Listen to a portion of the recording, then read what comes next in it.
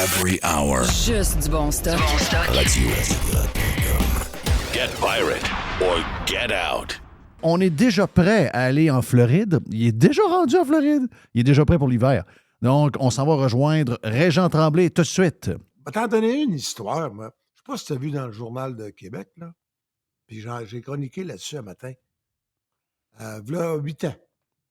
J'avais fait un deal avec Mario Clément, Oui. l'ancien directeur général de Je connais très bien Mario. Tu le connais bien? Très bien, oui. Bon, parfait. Bon. Puis Mario, moi, il était chez Bell Media. Yes, c'est là que je l'ai connu. Bon, ben moi, c'est là. Puis Mario, c'était un gars qui se tient debout. On avait convenu on était venu à une entente pour une télésérie de 5 fois 1 heure sur l'évasion des Stachny. OK. Christy, à un moment donné, il aurait fallu qu'il soit dans le restaurant à Jerry. Parce que c'est là qu'ils ont abouti en sortant de l'avion. À Québec, oui. À Québec, ils ont été la première. Avant d'être présentés, ils sont débarqués à Montréal. Ensuite, ils sont arrivés à Québec. Puis ils sont arrivés à Montréal en catimini. Ils ont débarqué à Québec. Puis le lendemain, le soir, ils mangeaient dans le restaurant chez nous. Et le lendemain, ils ont été présentés à la presse. Quand même quelque chose, hein? Mm-hmm. Ben, si c'est pas dans le livre de Robert Laflamme, Jerry, tu vas passer dans le beurre. Moi, le problème, il est là. Faut qu'ils le mettent. Faut qu'ils le mettent dans le livre. Moi, la série, ça n'a pas marché à cause de ce qui est arrivé là, quand il y a eu l'affaire de Marcel au but. Donc, là, Toronto a appelé et ils ont dit fini. Oui. Évidemment. Belles sont très fragiles. Oui. Donc, ça. Mais là, il y a un projet qui est en train de revenir, c'est Cristal, avec Christian Larouche, qui vient de Lac-Bouchette, il faut le souligner. C'est déjà un point positif. Ouais. Avec Luc Picard à la réalisation. Et là, pour contourner les problèmes, ils ont demandé pour aller en développement à partir du livre de Robert Laflamme qui raconte un peu l'évasion des Stachny à travers Gilles Léger. Mm-hmm. Et honnêtement, Léger, mettons, il a tiré la couverte pas pour rire. Et là, c'est ça que je posais comme question. Peter Stachny est encore en vie. Anton est en vie. Dans la série documentaire canadien nordique, on a fait l'entrevue avec Peter 2 heures. On a fait Anton, qui est en Suisse, puis qui est millionnaire, puis qui a des compagnies, puis des usines en Slovaquie. Puis on a fait Marcel Aubu pendant 5 heures. On n'a pas pu faire Gilles Léger parce qu'il était déjà très malade. Et, je veux dire, on les a tous, les détails, là. Tu sais, quand à l'hôtel, dans la nuit, à 2 heures du matin, après la finale, quand Peter, sa femme, Anton puis sa blonde, Aubu était dans une limousine qui attendait. Il y avait deux limousines qui attendaient dans la rue en avant de l'hôtel, vers 2 heures du matin. Peter est sorti le premier, en avant, puis il a tourné à gauche. Le char était là, il est allé s'asseoir dans la limousine à Aubu. Puis là, Anton, lui, il a sorti par la porte d'en arrière. Là, il avait dit, tu tournes à gauche, puis les chars vont être là. Mais quand tu sors par en arrière, à gauche, tu vois le contraire. Oui. Fait que là, as-tu une idée comment c'est long? 20-25 minutes assis dans le char que tu attends Anton. Oui. Il est où? Et là, Peter dit, on partira pas d'ici tant que Anton sera pas là. Fait que là, il est sorti de l'auto, puis il est parti en courant dans les rues, puis il pouvait pas crier trop fort pour pas réveiller le KGB. Mais là, t'es où, là? Quelle ville? À Innsbruck. OK. En Autriche. Wow. En Autriche. Mm. Et là, mais là, c'est parce que le KGB, c'est pas le KGB, eux autres, c'est la Tchécoslovaquie. C'est encore communiste à l'os, là. Oui. Donc, les services secrets tchécoslovaques, communistes, surveillaient tout ça.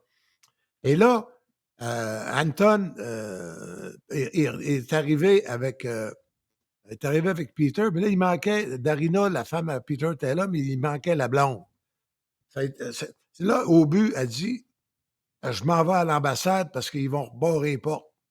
À Vienne, c'est 1h30 au moins, ça, Innsbruck, Vienne. Donc là, la première limousine est partie vers l'ambassade du Canada. Puis finalement, Anton, puis Peter, puis leur blonde, ont pu partir pour s'en aller à l'ambassade de Vienne. Et ils n'ont pas dit à Marianne ce qu'il faisait. Parce que Marianne, lui, sa femme était pas là. Elle était restée à la maison parce qu'elle était enceinte. Ouais. Fait que là, ils sont partis. Donc, Marianne, dans la lui, nuit. il n'était pas au courant que ses frères se sauvaient. Non! Et Marianne le su quand l'autobus est parti le lendemain, qu'il manquait Peter. Et Marianne a fait arrêter l'autobus Hey. dans la route vers Bratislava. Il a pris son équipement de hockey et a jeté ça dans le fossé. Hein? Alors, c'est Marianne, tellement fin. tellement Oh, Marianne. fin. Mais là, tu sais, s'ils veulent faire ça du point de vue de... As-tu une idée comment ça va être compliqué? Écrire puis réaliser ça. Ouais. Parce que là, s'ils veulent prendre le point de vue de Gilles Léger, écoute, mais ils vont à circuit dans le char. Pourquoi tu dis que Gilles Léger, il ne beurrait pas dans le sens qu'il a mis un peu de son Ouais, bord, ouais, c'est quoi? Oui. Moi, j'ai lu le livre. Mais c'est la vie de Gilles Léger. Fait que c'est Gilles Léger qui raconte tout selon sa vision. Mais Gilles Léger, il était important là-dedans aussi. Il avait déniché un espion qui, depuis un an et demi, essayait d'aider Peter, Marianne, puis Peter, puis c'est Peter le leader. Il essayait d'aider Peter à organiser ça. OK. Là, les enveloppes brunes de cash qui partaient du Colisée de Québec, il y en a-tu eu, tu penses? Ben oui. Je sais pas comment ils ont comptabilisé ça. Mais là, moi, à un moment donné, je me suis retrouvé avec le grand vizir, le capitaine, Oui. à Villa Flori, au lac de Caume. C'est à cet hôtel-là que Marcel Aubu puis un ou deux autres des Nordiques avaient attendu en espérant que Peter, Anton, Marianne puis leur femme puissent venir se poser en hydravion. OK. Wow. L'année d'avant. Ça OK. n'avait pas marché. Ça n'avait pas marché. Et OK, sais-tu donc- comment ça... Et Peter nous l'a compté, on l'a sur tape. Je ne sais même pas si c'est tout dans la série documentaire, mais il me l'avait compté, mais là, on l'a enregistré. Il dit, lui, il y avait un gros livre, tu sais, le gros livre de la Ligue nationale, là, le média, le guide Oui. média. Puis c'est tout ce qu'il y avait. Et là, quand il arrivait dans une ville qui était sûr que le KGB ou l'espionnait pas, il se trouvait une boîte téléphonique, puis il appelait à Fréviret. Là, il a appelé les Rangers, puis il voulait parler, il demandait à parler au directeur général. Parce que Oui. le numéro de téléphone était là. Et ça n'a pas marché. Quand il a appelé à Québec, la secrétaire des Nordiques, il a demandé dans un anglais très rudimentaire, Maurice Fillon, please. La secrétaire, il a dit, il n'est pas là, mais Gilles Léger est ici, son adjoint. OK. Il a parlé à Gilles Léger. OK, donc c'est comme là ça, l'histoire. OK. Le point de départ, c'est là que ça s'est fait. En tout cas, Wow. s'ils réussissent à lever un bon scénario puis de l'argent pour faire ça, Ben oui, c'est sûr que ça peut. Ben Non, mais bien, les gens, on est rendus là. Avec tous les Netflix de ce monde, ce genre de patente-là, c'est à l'infini comme on peut en faire. Tu sais, je veux dire, le monde, tu nous en parles, là, puis regarde, on en veut plus. Là. C'est clair qu'il y a un potentiel là-dedans extraordinaire. Vraiment, vraiment, vraiment. Régent Tremblay sur Radio Pirate Live. On revient dans un instant, OK?